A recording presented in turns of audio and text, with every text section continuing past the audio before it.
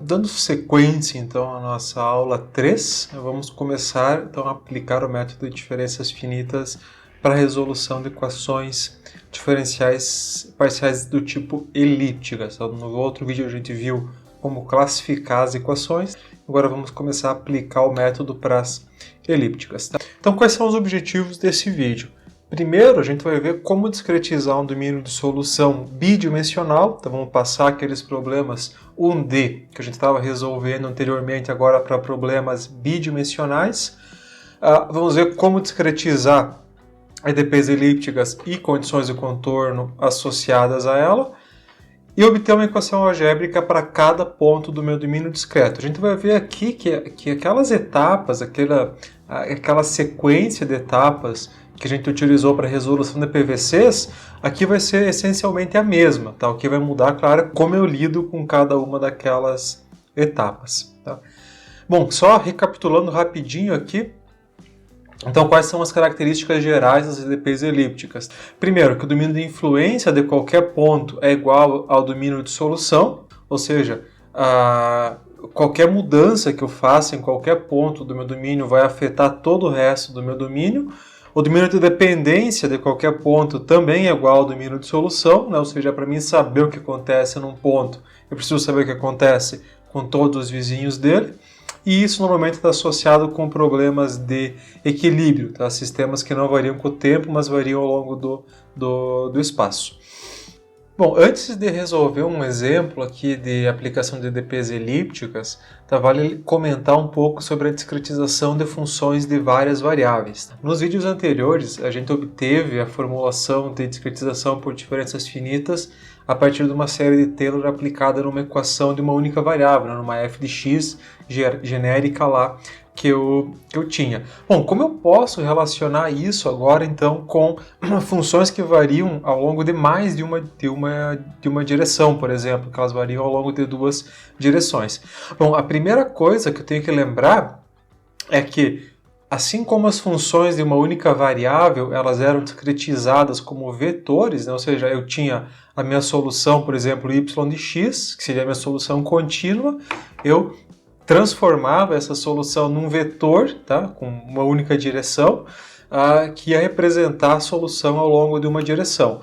Agora, para funções de várias variáveis, eu vou discretizar ela com dimensão equivalente ao número de variáveis. Então, se for, por exemplo, uma função com duas variáveis, eu vou discretizar ela com uma matriz, né, que vai ter ali nx por ny elementos, né? Vai ser o número de divisões que eu fizer em x e em y. E assim por diante. Tá? Então, eu sempre tenho que lembrar aqui que agora, então, o nosso objetivo, no caso da resolução de um problema 2D, não é mais achar um vetor que representa a solução. Tá? Agora vai ser uma matriz com duas direções, onde cada elemento agora da minha matriz ela vai estar representando a solução num ponto xy do meu domínio de solução.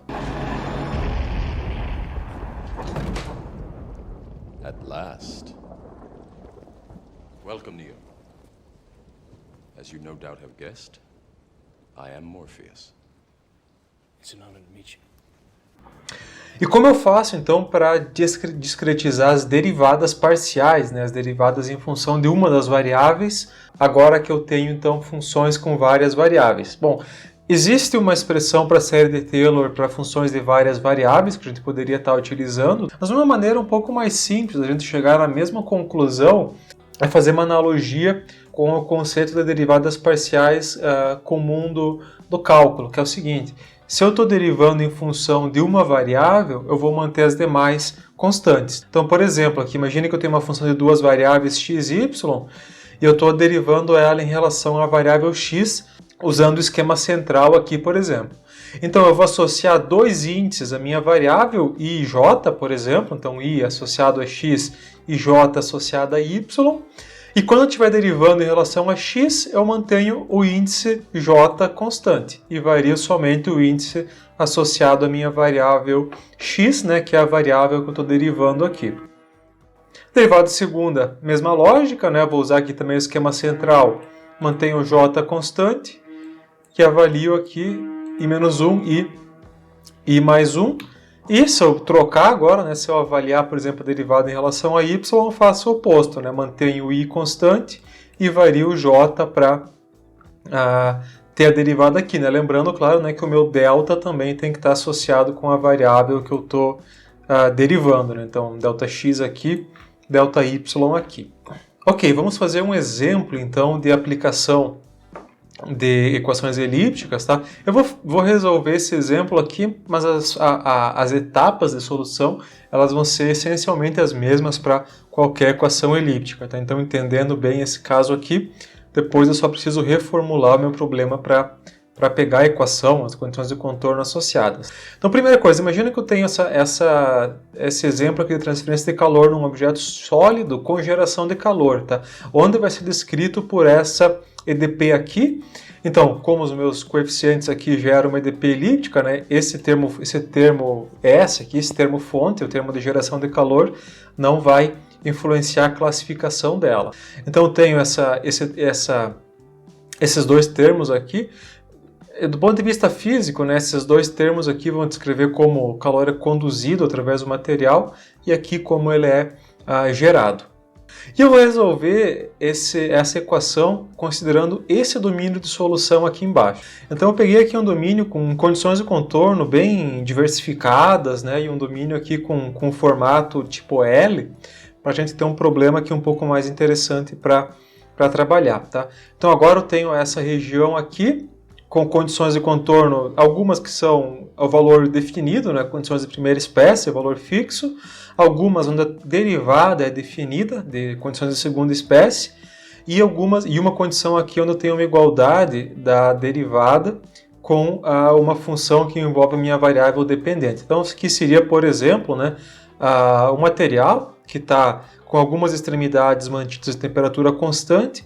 Essa condição de derivada nula aqui, ela surge quando eu não tenho troca térmica na região, então uma condição de isolamento térmico, e aqui, por exemplo, uma das faces exposta a uma corrente de fluido, onde ele vai trocar calor por convecção.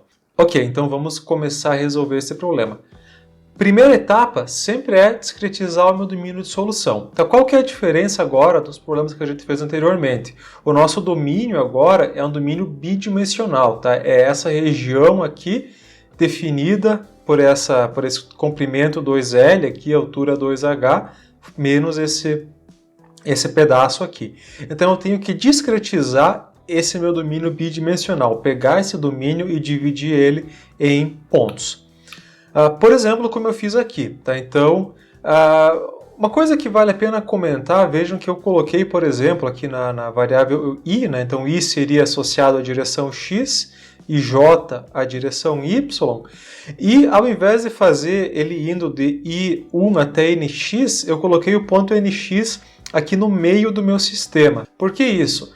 Bom, aqui eu tenho que ter um cuidado quando eu for discretizar, porque é extremamente conveniente que os meus pontos estejam alinhados com essa fronteira que surgiu aqui na parte de cima do meu sistema. Isso facilita bastante a implementação. E, de acordo com o número de pontos total que eu colocasse, né, pode ser que não fosse cair o ponto exatamente em cima aqui. Né? Por exemplo, aqui eu teria que ter um número par de elementos, né, ou um número ímpar de pontos, para que o ponto caia exatamente em cima aqui. Então é conveniente eu colocar esse valor nx aqui no meio, aí eu defino esse parâmetro aqui e calculo a outra extremidade aqui, que vai ser então 2nx menos 1, né? Porque, de novo, lembrando que eu estou aqui definindo o número de elementos, então daqui até aqui eu tenho nx menos 1 elementos, né? Se eu definir nx pontos, e daqui até aqui eu vou ter também nx menos 1 elementos, tá? Então eu tenho que descontar aqui esse menos 1, porque eu também vou ter nx menos 1 pontos. Mesma coisa em y aqui. Então eu vou daqui até ny, tá? E aqui em cima dny mais 1, né? Que seria esse elemento aqui, até 2ny menos 1, que seria esse aqui em cima. Tá? Uma maneira bem fácil de entender isso, imagine que eu dividisse, por exemplo, essa região aqui em duas partes. Então eu teria o ponto 1 aqui, ponto 2 aqui, ponto 3 aqui. Se eu for dividir essa segunda região também em duas partes, né, então ficaria ponto 1, ponto 2, ponto 3, ponto 4, ponto 5. Tá? Então, se meu NX é 3, né, seria o ponto 3, para mim ter aqui o ponto 5, né, ele vai ser o ponto 2 vezes 3, 6, menos 1, 5. Tá? Então, cuidar quando for definir essa região. Tá? Nada impede de definir esse ponto final aqui como sendo o NX e, de alguma maneira, lembrar, né, sempre quando for usar o código, que ele tem que ser um ponto ímpar para mim ter essa região aqui. Mas eu acho mais simples fazer assim para evitar possíveis problemas. It's better to be safe than sorry. Sorry. Então, primeira etapa aqui, vamos discretizar o meu domínio. Como eu falei, eu associei dois índices aqui, I a direção X e J com a direção Y. Então, o meu X, que vai ser associado ao I, ele vai ser dado da mesma forma como a gente viu nos outros exemplos, né? I menos 1 vezes ΔX, só que agora o meu I indo de 1 até 2nx menos 1, né? O último ponto aqui. E a mesma coisa para o y, então ele vai ser dado aqui por j menos 1 ΔY, com j indo de 1 até 2ny menos 1.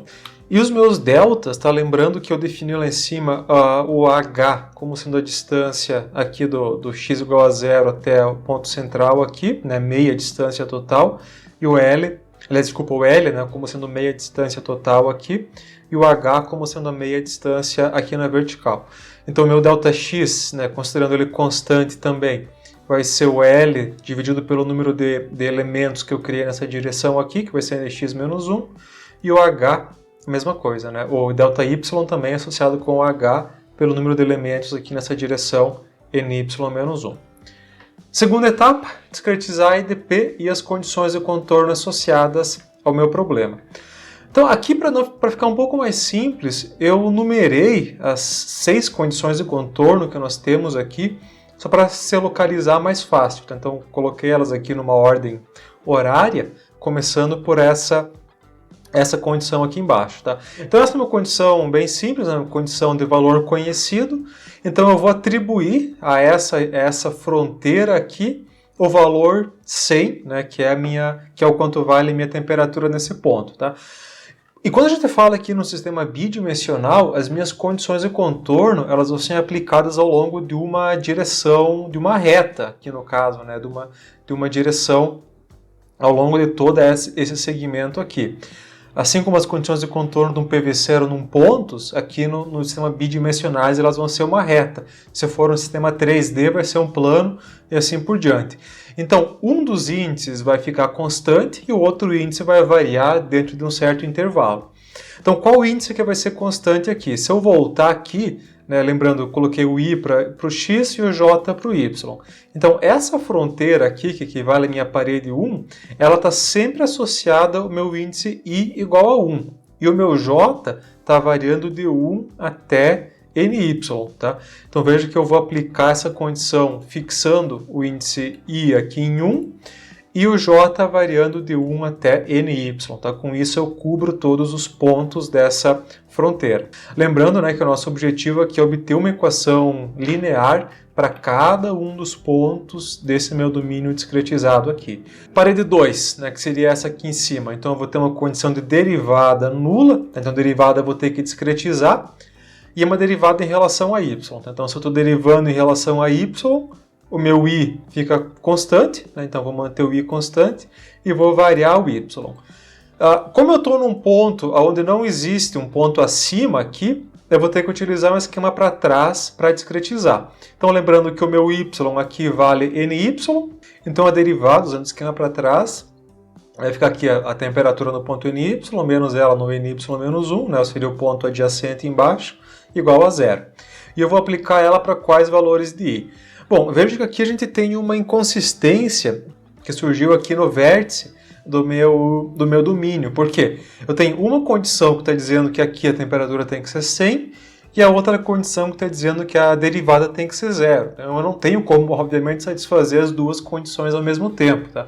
E essa é uma situação que aparece com muita frequência aqui na discretização de EDPs elípticas. O que eu vou ter que fazer nesse caso? Eu tenho que optar por uma das duas condições de contorno. Qual delas eu vou considerar?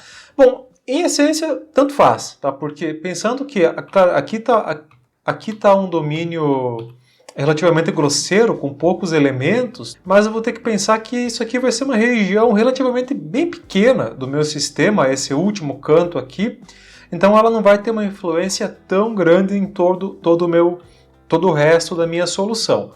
Qual seria uma regra, né? Se é que se faz algum sentido impor uma regra para esse tipo de coisa, mas qual seria uma diretriz, então, assim, que pode ser seguida na maioria dos casos? Se eu tenho uma condição que fixa o valor da minha variável e a outra que envolve a derivada dela, é melhor seguir essa condição de valor fixo, tá? Posso pensar que essa é uma condição mais forte do que a condição de derivada nula, tá? Então eu vou optar por manter essa condição aqui de temperatura igual a 100 nesse ponto aqui. Então por isso meu i está começando aqui no ponto 2 e não no ponto 1, né? Porque o ponto 1 aqui já está coberto por essa condição de contorno da parede 1. Para a terceira parede, então, nós temos uma condição similar de derivada nula, só que agora em relação à variável x. Tá, lembrando, né, a gente definiu essa posição aqui onde o i vale nx. Então, quando for derivar em relação a x, lembrando, né, estou uma derivada parcial, então o meu j aqui, que seria associado à direção y, fica como está, né, fica como uma constante. E o meu nx, qual o esquema que eu posso utilizar aqui? Bom, não existe um ponto nx-1 aqui fora da minha malha, né? Esse ponto está fora do meu domínio. Então eu vou ter que fazer um esquema aqui, considerando o ponto da frente, né? O ponto nx mais 1, menos a derivada no ponto nx, né? Igual a 0, dividido por Δx igual a 0. E onde que eu vou aplicar ele? Bom, aqui eu como eu tenho duas condições iguais, aqui tanto faz também de novo qual condição eu vou aplicar no vértice aqui. Como eu já cobri ela na parede 2, eu vou começar no ponto ny mais 1 e vou ir até o penúltimo ponto aqui em cima, porque eu vou deixar, usando aquela lógica da condição de primeira espécie ser mais forte, né, eu vou deixar o ponto do vértice aqui para colocar a temperatura 50. Que seria então a parede 4 aqui. Então, lembrando, né, eu vou variar o meu y lá em cima vale 2y menos 1, o meu j, desculpa, vale 2y menos 1. O i eu vou variar então desde esse ponto até o último aqui, tá? Vou também fazer ela valer para os dois vértices aqui em cima. E eu vou fixar o valor de 50, né? Só fixar o valor aqui. Bom, e a condição 5 agora, né, essa condição que envolve igualdade aqui do que chega por condução na extremidade, o que vai ser transportado por convecção para fora. Tá? Então aqui também eu vou ter que discretizar essa derivada aqui, né, e esse termo t também que aparece aqui. Então como é que vai ficar aqui? Vou usar o esquema, de novo, né, eu não tenho um ponto nx, ponto fora, né, da minha malha direita, tenho que usar o esquema para trás aqui também, então o último ponto é o 2x menos 1, o ponto adjacente é o 2x menos 2. Tá? E aqui também, né, a temperatura simplesmente avaliada no ponto 2nx menos 1. Como apareceu aqui alguns termos aqui similares, né, vamos agrupar eles junto aqui, né, separar a equação nesse formato, tá, só para simplificar um pouco. E eu vou aplicar ela para todos os pontos, desde o J2, né, o segundo ponto, até o penúltimo ponto lá em cima, né, que o último já está associado à condição de t igual a 50 e o primeiro eu vou associar na outra condição t igual a 50 que tem na superfície inferior, né, que seria então a minha última condição de contorno aqui. Vou associar essa temperatura para todos os pontos, menos o primeiro que eu já associei a temperatura 100 para ele. Então ele vai valer daqui até o último ponto aqui.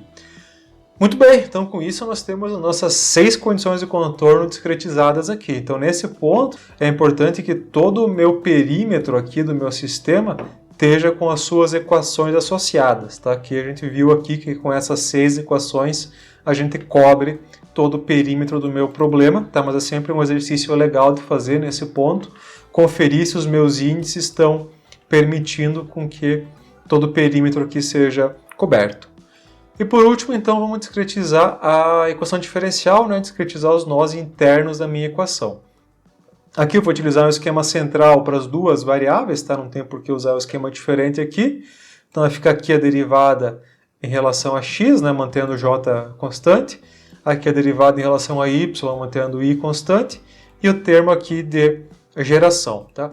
Bom, vale a pena comentar um pouquinho sobre esse termo de geração aqui, que ele aparece como SPT.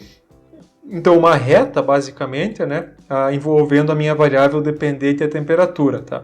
Ele estava com esse formato por um motivo bem prático, porque é o seguinte, mesmo quando eu tenho um termo de geração que seja não linear, tá, que ele não seja uma reta ou uma constante, eu posso fazer uma linearização desse termo para expressar ele nesse formato. Tá? Eu vou conversar um pouco melhor sobre isso no próximo vídeo. Sabe que todos os meus movimentos são friamente calculados? Mas se eu conseguir resolver a equação nesse formato, eu consigo inclusive lidar com termos de geração não lineares que possam aparecer no meu problema. Então é bem conveniente, né, trabalhar com ela nesse formato. Tem alguns detalhes, alguns cuidados que tem que se ter, mas de modo geral ela vai permitir que eu resolva. Tá? E aqui também eu vou utilizar, como a gente fez nos problemas de valor de contorno, aquele esquema de coordenadas cartográficas. Só que agora, como eu estou no sistema bidimensional, tá, eu vou ter os 4 vizinhos do meu ponto P. E vejam que todos eles aparecem aqui na minha equação discretizada. Né? Eu tenho o ponto T e J, né, que seria o meu ponto P, ponto leste aqui, ponto oeste, ponto norte e ponto sul. Então, no mesmo espírito do que a gente usou para o PVC, vamos associar um coeficiente a cada uma dessas direções aqui, porque se a gente mudar a equação depois, o que vai mudar vai ser o coeficiente associado aos pontos e não a forma de solução em si. Então, eu vou aqui, como eu falei, né, associar um coeficiente para cada uma das equações, e o que não multiplica a temperatura, eu vou jogar nesse termo SU aqui. Para simplificar um pouco também, eu vou multiplicar todo mundo por Δx ao quadrado, tá? Para tirar esse denominador aqui, ficar um pouco mais simples o meu formato. E aonde que eu vou aplicar essa equação aqui, então, discretizada desse formato? Vão ser nos nós internos, tá? Então, como eu tenho aqui aquele pedaço do meu sistema onde eu não tenho, que está fora do meu domínio de solução, eu vou definir ele aqui em partes. Então, a primeira parte, com o i indo até do ponto interno até a metade, vejo que aqui esse ponto nx está dentro do meu domínio, tá? Então ele não é uma condição de contorno aqui. Então indo de 2 até nx e o j também indo de 2 até ny-1, tá? Porque o ny vai estar aqui como condição de contorno, nessa região aqui. E a outra região, então esse seria o primeiro quadrado inferior. E a parte direita, então, com o i indo de nx mais 1 até 2nx menos 2, né, os pontos internos, e o j também pegando todos os pontos internos, desde a parte de baixo até a parte de cima. Então aqui eu posso definir com dois loops diferentes. E os coeficientes associados aqui, né, que nem eu falei, multiplicando por Δx ao quadrado e tal, eu vou ficar com esses coeficientes aqui para cada um dos meus pontos. Nesse caso aqui eles são constantes. O AW, todos eles são constantes, né, considerando que o meu Δx, o Δy, o SP e o SC sejam constantes. Não necessariamente eles têm que ser constantes. Como a gente viu no caso dos PVCs, eles podem variar em função da minha variável independente. Né? Então eu poderia aqui ter um AW, por exemplo, que fosse função de IJ, né? Ele ser uma matriz. Não tem problema, tá? Ele pode ser aqui. A única diferença, quando eu for definir ele nos códigos, eu tenho que definir eles como uma matriz e não como uma constante, como nesse caso. Mas beleza, então, com isso a gente tem uma equação linear associada com cada ponto do meu domínio de solução. Agora, né, só resta resolver esse sistema linear para ter a solução do problema. Mas aqui a gente chega numa situação que ela é um pouco diferente dos PVCs no seguinte sentido. No PVC, a minha solução, né, o que eu estou buscando como solução era um vetor. E aqui ele é uma matriz, né, eu tenho um T e J, né, aqui que eu tenho que achar agora. Para mim aplicar os métodos de resolução de sistema linear, o Thomas, que a gente viu, na CDS no caso, o Jacobi e o Gauss-Seidel, eu tenho que escrever ele na forma matricial. E nessa forma matricial, a minha solução ela tem que ser um vetor, ela não pode ser uma matriz. Eu tenho que ter uma matriz de coeficientes que multiplica um vetor que eu quero ter a solução igual a um outro vetor. Um vetor coluna, né? E aqui a minha solução que eu estou buscando, ela é uma matriz, então como é que eu posso fazer para definir isso? Bom, tem algumas formas que permitem fazer isso. Eu poderia, por exemplo, né, uma forma muito utilizada, ir pegando, por exemplo, a primeira coluna da minha matriz solução aqui, colocando ela como início do meu vetor solução, e a segunda coluna colocar embaixo da primeira, a terceira embaixo da segunda, e ir empilhando a minha matriz na forma de um vetor coluna, tá? Onde eu fosse empilhando as colunas individuais da minha matriz.